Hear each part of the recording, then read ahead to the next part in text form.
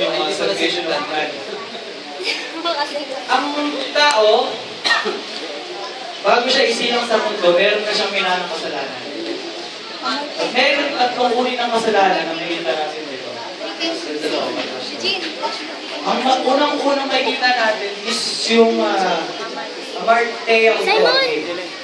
Report siya ng ibig sabihin inherited sin. Ano po yung inherited sin kaya sa ito po yung minana natin kasalanan sa panahon ni Eva at Adan.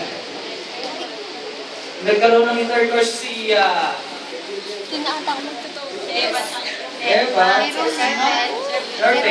doon nagsimula ang kasalanan. Doon nagsimula yung minana natin. Yung blood-polluted, nag-exist sa panahon natin yun. At yung tinatawag na Amartea, nakikita po natin. Merong procedures and merong processes ang linaw naman. Magligtas tayo sa ating minanang kasalanan. Ang linaw. Ate, press mo muna. Pakita mo lang yan. Press mo muna. Ate, press mo muna. Pero meron makikita natin sa Acts 2:38. Mabasa natin dito na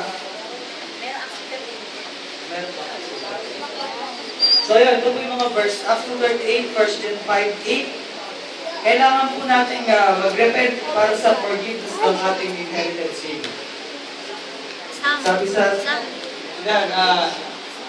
sa Romans 3 verse 23, for all have sinned, lahat ay nagkasala and come short of the glory of God. So paano mawawala yan? Kailangan po natin mag-baptize.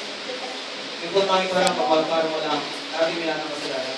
Pangalawa, may kita po natin dito na ito ay tinatawag, pangalawang uri ng kasalanan na may tinatawag na hamartema, na ang ibig sabihin ay committed sin. Ito yung mga bagay na sinasadya natin. Ito yung mga bagay na nasa libutan na sinasadya natin. Alam natin kasalanan, pero ginagawa pa rin natin. Ito yung mga bagay na sa libutan na mali, ay ginagawa pa rin natin. Iyon yung pangalawang kasalanan. Nakikita natin. Iyon yung report. At pangatlo, yung hamartano, ito yung report na ang ibig sabihin ay ang unpardonable sin. Ano po yung unpardonable? Ito po yung pagpablaspheme sa Diyos. Ang pinakabagay na unpardonable sin na gagawin natin, ang conscious din na hindi natin alam, pag wala tayong gano'n sa salita ng Diyos, yung tinatawag na unpardonable sin, kumbaga, pinakamabigat na kasalanan yun.